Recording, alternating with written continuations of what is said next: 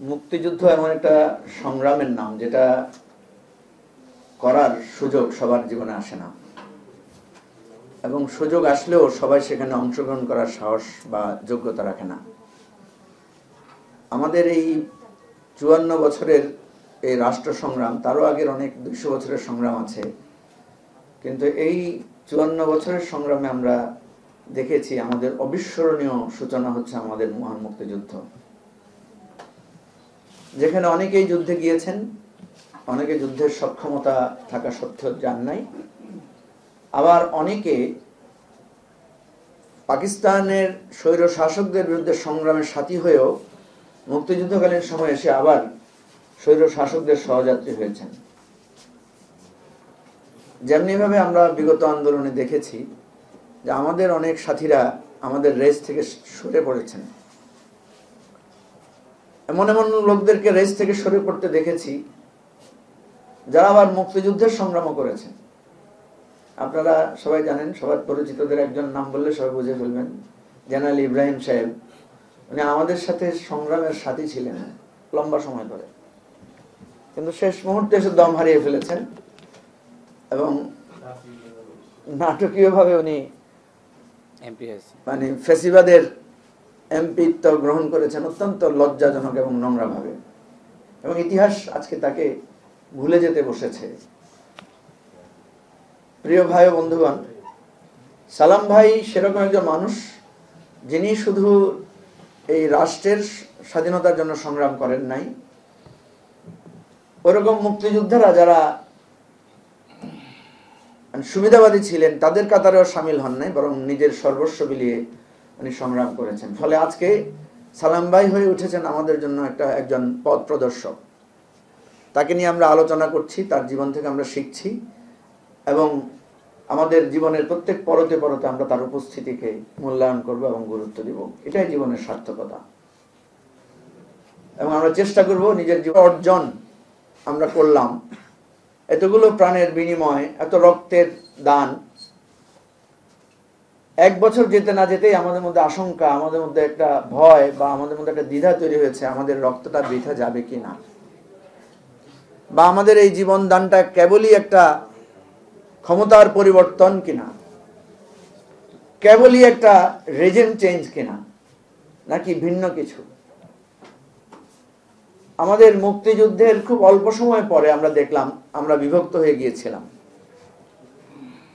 যিনি আমাদের ঐক্যের কেন্দ্র ছিলেন শেখ মুজিবুর রহমান, তিনি আমাদেরকে বিভক্ত করেছেন, তিনি স্বৈরশাসন ফিরিয়ে এনেছেন, তিনি সংবাদপত্রের কণ্ঠরোধ করেছেন, তিনি গণতন্ত্রের টুটি চেপে ধরেছিলেন।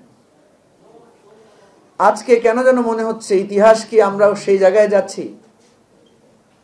আজকে প্রফেসর ইউনূস আমাদের জাতীয় ঐক্যের কেন্দ্রবিন্দু। আমি যদি এইভাবে রিলেট করার চেষ্টা করি, যে যাকে আমরা ডান বাম উত্তর দক্ষিণ সবাই মিলে একজনের কথায় আমরা এক কবিতার ছন্দে আমরা মহাবিষ্ট হয়ে একটা স্বপ্ন দেখেছিলাম, তিনি আজকে আমাদের কাছে নানা প্রশ্নবাণে আমরা তাকে জর্জরিত করছি, তার সম্পর্কে প্রশ্ন তুলছি, তার কাছ থেকে প্রাপ্তি অপ্রাপ্তির হিসাব মিলাচ্ছি, তাকে সমালোচনা করে তাকে সঠিক পথে রাখার জন্য আমরা সবাই মিলে চেষ্টা করছি। দেখেন, এখনো সেই রেকর্ডগুলো পাওয়া যাবে খুঁজলে, আজ থেকে 2 বছর 3 বছর আগে, 1.5 বছর আগে যে কথাগুলো আমরা শেখ হাসিনাকে বলেছিলাম। আমরা যারা এই মাঝামাঝি রাজনৈতিক দলের সদস্য, আমরা 2 পক্ষকেই বলেছিলাম। আমার এখন স্পষ্ট মনে পড়ে যে শেখ হাসিনাকে উদ্দেশ্য করে আমরা বলেছিলাম, আপনি গণতন্ত্রের পথে ফিরে আসেন, আপনার হয়তো সাময়িক পরাজয় ঘটবে, কিন্তু আপনি ফ্যাসিবাদের অতল গহ্বরে তলিয়ে যাবেন না। আমরা আহ্বান করেছিলাম একটা নির্বাচন দেন, আমরা আহ্বান করেছিলাম আমাদের কথা বলার স্বাধীনতাকে একেবারে খর্ব করে দিয়েন না, কিন্তু তিনি আমাদের কথা শোনেন না। আমরা সতর্ক করেছিলাম যে একদিন আপনাকে পালিয়ে যেতে হবে, তিনি উপহাস করে বলেছিলেন শেখ হাসিনা পালান না। আমরা কত সৌভাগ্যবান, আমাদের জীবনে আমরা ইতিহাসের সত্যতার সাক্ষ্য নিজের চোখে আমরা দেখতে পেরেছি। ঠিক একইভাবে 15 বছর ধরে অধিকারের সংগ্রামে জর্জরিত বিএনপিকেও আমরা অনুরোধ করেছিলাম যে আপনারা অধিকারের প্রশ্নে একটা জাতীয় ঐক্য গড়ে তোলেন। মনে আছে কিনা, মানে আমাদের এখানে সব সিনিয়র নেতারা আছেন, ওনাদের মনে থাকার কথা, আমরা বহুবার আহ্বান করেছিলাম যে দলীয় স্লোগানগুলো বাদ দিয়ে আমরা অধিকারের স্লোগানে একতাবদ্ধ হতে পারি কিনা। এমনও অনুরোধ করেছিলাম যে 3 মাসের জন্য আমাদের দলীয় স্লোগানগুলো বন্ধ করে আমরা এমন কিছু স্লোগান দিতে পারি কিনা যেগুলো আমাদের সবাইকে একতাবদ্ধ করবে। কারণ বিএনপি যখন স্লোগান দেয় চোর চোর ভোট চোর, শেখ হাসিনা ভোট চোর, তখন আমরা দেখি আমরাও একই সাথে স্লোগান দিয়ে উঠি। কিন্তু যখন বলে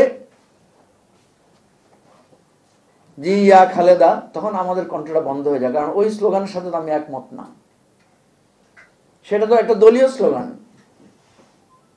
এই কথাগুলো বলার পরও আমরা দেখেছি যে সেই জাতীয় ঐক্যের সুর ওনাদের কানে যায় নাই, যার কারণে এত বড় একটা আন্দোলনের নেতৃত্ব সামনের সারিতে থেকে ওনারা দিতে পারেন না। ওনারা অবশ্যই এই আন্দোলনে সর্বাত্মক সাহায্য করেছেন। রাজনৈতিকভাবে বিএনপি, জামাত এবং অন্যান্য রাজনৈতিক দলের অনেক অপরিসীম অবদান আছে, কিন্তু নেতৃত্বের সামনে দাঁড়িয়ে সেই নেতৃত্ব দেওয়ার সৌভাগ্যটুকু বা সম্মানটুকু তারা অর্জন করতে পারেন নাই। বুকের ভেতর ভীষণ ঝড়, বুক পেতেছি গুলি কর। অত্যন্ত স্লোগান, লাখো শহীদের রক্তে কেনা দেশটা কারো বাপের না। স্লোগানগুলো হয়েছে চেয়েছিলাম অধিকার, হয়ে গেলাম রাজাকার, আপোষ না সংগ্রাম, সংগ্রাম সংগ্রাম। এই স্লোগানগুলো তো এখনো আমাদের কানে বাজে, এবং এই স্লোগানে আমরা সবাই একাকার হয়ে গিয়েছিলাম। আমাদের কোনো দলীয় পরিচয় ছিল না। মনের অজান্তেই দলের স্লোগান আমাদের হৃদয় থেকে হারিয়ে গিয়েছিল, আর মনের অলক্ষ্যেই স্বৈরাচারের বিরুদ্ধে, ফ্যাসিবাদের বিরুদ্ধে আমরা এক কাতারে সামিল হয়ে গিয়েছিলাম। কিন্তু 24-এর পর ইতিহাসের সেই দুর্ভাগ্যের পুনরাবৃত্তি, যারাই সংগ্রামের ডাক দেন তারাই সর্বপ্রথম বিভেদের সূচনা করেন, যারাই ঐক্যবদ্ধতার স্বপ্ন দেখান তারাই বিচ্ছেদের বিউগল বাজিয়ে আমাদের মনে এক ক্ষত তৈরি করেন, যেটা হয়েছে। আমরা দেখলাম চোখের সামনে বিএনপি, জামাত, এনসিপি, নাগরিক কমিটি, বৈষম্য বিরোধী ছাত্র আন্দোলন, আমরা আবার আগের জায়গায় ফিরে এলাম, আবার দলীয় স্লোগানে ফিরে এলাম, আবার নিজের সেই হীন স্বার্থ চিন্তায় আমরা বিচ্ছেদ হয়ে গেলাম। ইতিহাস যখন লেখা হবে 2 বছর 5 বছর পর, তখন এগুলো এইভাবেই লেখা হবে, আমাদের এই ব্যর্থতাগুলা এইভাবেই উঠে আসবে, এবং সেখানে আমাদেরকে দায়ী করা হবে যে আমরা কেন পারলাম না। প্রফেসর ইউনূসের সমালোচনার মৌলিক কয়েকটি জায়গা আছে। উনি আমাদের ঐক্যবদ্ধ রাখতে পারেন নাই, উনি রাজনৈতিক দলগুলোকে উনি পরোক্ষ বা প্রত্যক্ষভাবে বা অজান্তে উনি বিভক্ত করেছেন, আর যেই জিনিসটি আমাদেরকে সুন্দর একটা রূপরেখা দিতে পারতেন, উনি আমাদেরকে একটা সুন্দর রূপরেখা দিতে পারতেন সংস্কার, বিচার এবং নির্বাচনের। কিন্তু এর বাইরে ডালপালা গজিয়ে এখন কথা এমন এমন জায়গায় চলে গেছে যে ইউনূস 5 বছর থাকতে চান, ইউনূস বিদেশিদেরকে এখানে নিয়ে আসছেন, ইউনূস সাম্রাজ্যবাদের চক্রান্তের ক্রীড়ানকে পরিণত হচ্ছেন। এখন আরো ডালপালা গজিয়ে সমস্যাটা এমন জায়গায় চলে যাচ্ছে, একটা নো রিটার্ন পয়েন্টে চলে যাচ্ছে সেই জায়গায়। ঠিক অনুরূপ ভাবে রাজনৈতিক দলগুলোকে এত হেয় প্রতিপন্ন করা হচ্ছে, একের পর এক রাজনৈতিক দলগুলোর বিরুদ্ধে এমন ভাবে প্রচারণা চালানো হয়েছে, মনে হচ্ছে যে রাজনৈতিক দলগুলোই বাংলাদেশের সবচেয়ে অধর্ম এবং অকর্মণ্য লোক। এই জায়গায় আমি আমাদের প্রিয় ভাই আব্দুস সালামকে স্মরণ করি, যে যারা সমস্ত কিছুর মধ্যে দেশকে ভালোবাসেন। রাজনীতিবিদদের অনেক ব্যর্থতা থাকতে পারে, কিন্তু ইতিহাসের পরতে পরতে রাজনীতিবিদেরাই টিকে ছিলেন, তারাই সংগ্রাম জারি রেখেছেন, সমালোচনা সত্ত্বেও তারাই আবার ঘুরে দাঁড়িয়েছেন।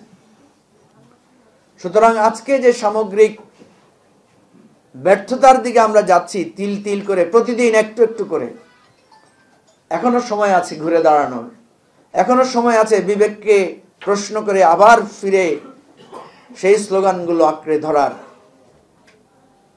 যে বৈষম্যের বাংলায় আমরা যদি বলি যে পরাজিত হওয়ার কোনো উপায় নাই। প্রিয় ভাই ও বন্ধুগণ, ঢেকে যাওয়া ছায়ার মধ্যেও আমরা আপনাদের পদস্পর্শ পেয়েছি, আপনাদের ভালোবাসা পেয়েছি, আপনাদের আহ্বানে, আপনাদের স্পর্শে আমাদের মিন মিন কণ্ঠগুলো মানুষের সামনে তুলে ধরতে পেরেছি।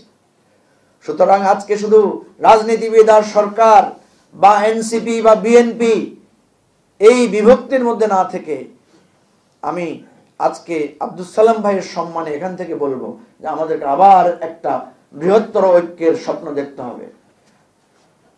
সমালোচনার পাশাপাশি ঐক্যবদ্ধতার মালা কিভাবে গাঁথতে হয় সেরকম একটা পরিকল্পনা আমাদের করতে হবে। তাহলেই আব্দুস সালামের জীবন স্মরণ করা, তার জীবন আলোচনা করা, তার জন্য প্রার্থনা করা আমাদের সফল হবে। আসুন আমরা সেই একটা পর্যালোচনা, আত্মপর্যালোচনা এবং আত্মসংশোধনের পথে একটা জাতীয় মুক্তির পথ আমরা খুঁজি। সবাইকে ধন্যবাদ।